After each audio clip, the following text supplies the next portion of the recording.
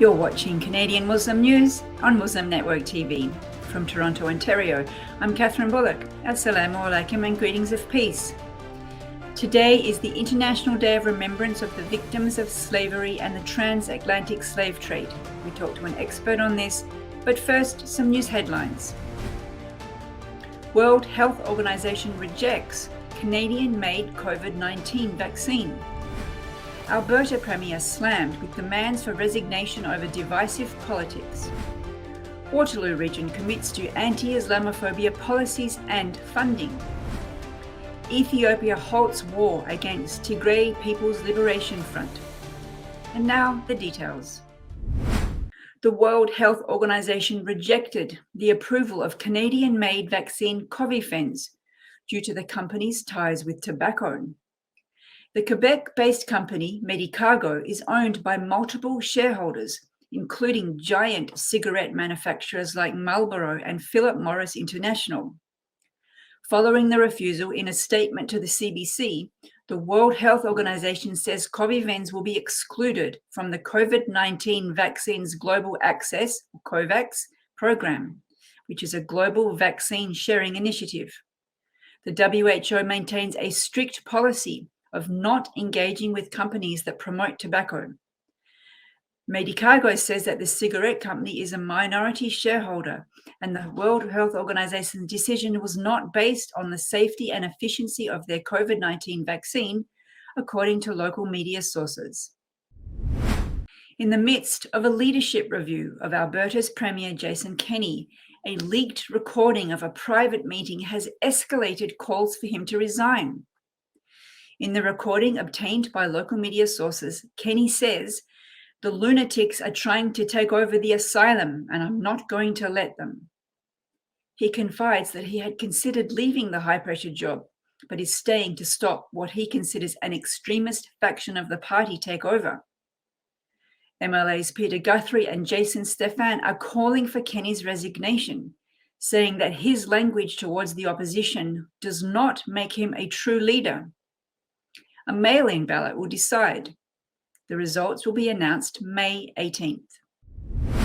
The region of Waterloo, Ontario, unanimously passed a motion Wednesday meant to eliminate Islamophobia. The measures include commemorating the Quebec City mosque shooting annually on January 29th, anti-Islamophobia staff training, amending the Code of Conduct's harassment policies regarding race, religion, and gender identity, and working with municipalities to review their own bylaws.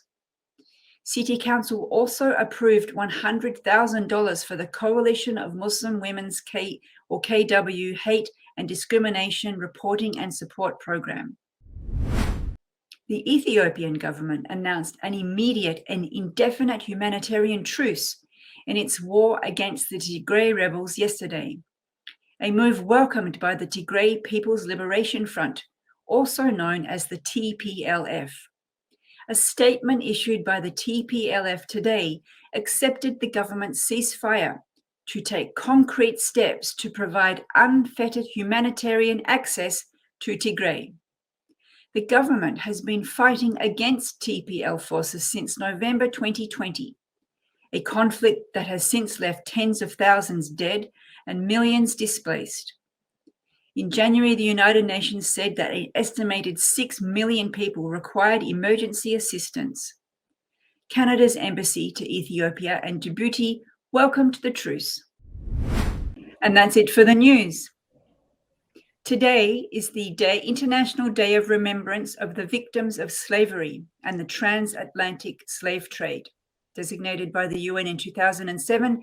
We have with us today an expert on this topic, Dr. Afua from Dalhouise University. Assalamu alaikum and welcome to the show. Walaikum salam, Kathy. Thank you. It's our pleasure. Now, I just mentioned the name of the day. It's been called the worst violation of human rights in history, over 400 years, over 15 million victims. What was Canada's role in this? Canada was a part of the European empires, first a colony of France and then a colony of Britain. And in both cases, the enslavement of Africans within the colonial space of Canada was an institutionalized practice. So from 1628, under the French regime, where we have the first records of enslaved people, enslaved Africans in Canada, to 1834, when slavery was legally abolished under the British regime. That's over 200 years of enslavement of people of African descent in Canada. I was just at the OAS meeting, Organization of American States, the members meeting. It was a virtual meeting, and today was dedicated to that memory. And also the OAS has this week of remembrance. And it's not just remembering, but also looking at the present day situation. So the legacy of slavery within these Americas. Yeah, I'd like to ask you about the legacy in a bit, but just a couple of things I want to ask you about before that. I mean, I confess that I have never heard of this day until we were, researching for this week. But if the Organization of Islamic State of African States is doing something, it means it's on the radar. Do you have any sense of why somebody like myself might not have heard of it, and then what the day means to you? Well, Canada is a member of the OAS, and so for people not to know about it, it shows the gaps in our education. This is not something that's taught about in schools and universities. It's not something in popular consciousness. Nobody on CBC is going to announce that today is the day, or on CNN. So it's actually left up to us to learn these things by ourselves. As a historian of the slavery experience, I teach these things. I know about these days. All of that. So it shows the gap in our education. It also points to the denial of the slave experience in Canada. It also points to anti-Black racism, because oftentimes when discussions about racism against Black people, whether it's enslavement or current day manifestations, that's kind of poo-pooed. You hear people saying, oh, other groups have suffered too. You're not the only one. So it's a denial of Black history. And it's also a denial of Black humanity, as if Black people do not have a right to air the grievances that have troubled our communities for the past 400 years within the Americas, and also worldwide. It's not just the Americas, but also worldwide. I was collaborating on an interfaith project with a Christian group, and we were writing a document, and he was proclaiming, proudly, Catholics arrived 400 years ago. And I said, Muslims have been here for 400 years too. And he seemed quite taken aback. And I tried to share with him some resources. I confess that I think he resisted a little bit. Nothing seems to be concrete. I think in the US it's more concrete. But as far as we know, there were Muslims who came over as enslaved Africans to Quebec in the 1600s. What kind of evidence do we have that can contribute to the knowledge of that? The research on Canada is still ongoing. We have more concrete evidence, as you said, with respect to the United States. Omar ibn Said wrote his autobiography, for example, in Arabic. He was an enslaved man in North Carolina. But we do know people like Richard Pierpoint, who was a Black loyalist soldier in the Niagara Peninsula region of Ontario. We know that he came from Bandou in Senegal. He was captured, taken from Bandou, ended up in the United States, and then subsequently came to Canada.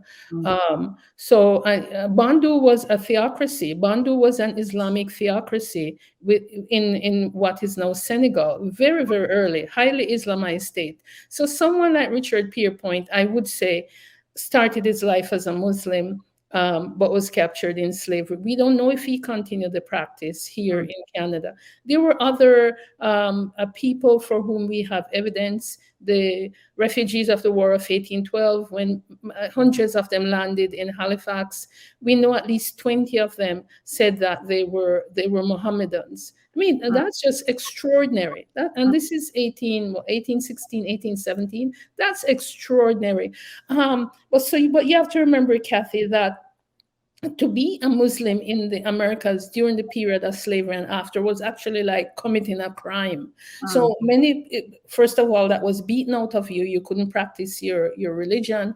Many people hid that. If they were in some kind of more isolated areas, they could have a better opportunity of practicing their faith, as they did in places like the Sapelo Islands, the Gulagichi spaces in southern United States, in places like Mexico, for example. So I have no doubt that that happened in Canada during the period of enslavement. And it's really a broken legacy then. Like those people wouldn't have been able to pass anything down. Not necessarily. I mean, when you look at Sylvan Jo's book on titled Servants Allah, you see people actively, perhaps in secret, and especially if they were in a more isolated region, passing down the tradition to their children and grandchildren to present time. But like I said, in this, for example, enslaved people practicing any religion was forbidden. And when it became okay to teach a religion, it was Christianity. So, other faiths were like, it's a no-no. So people had to hide their Islam, but in places where there were kind of Muslim majority, like in Bahia, for example, there was people were visible, and they were able to pass down that faith. So, for me personally, I want to take this opportunity to honor my own ancestors, who came from Nigeria, from Cameroon, from Congo, and also from the Arabian Peninsula, from Yemen. So I have to honor them, because we don't talk about it. We often don't get the opportunity to do so. Well, we're grateful that you're joining us today to share this with us, educate us.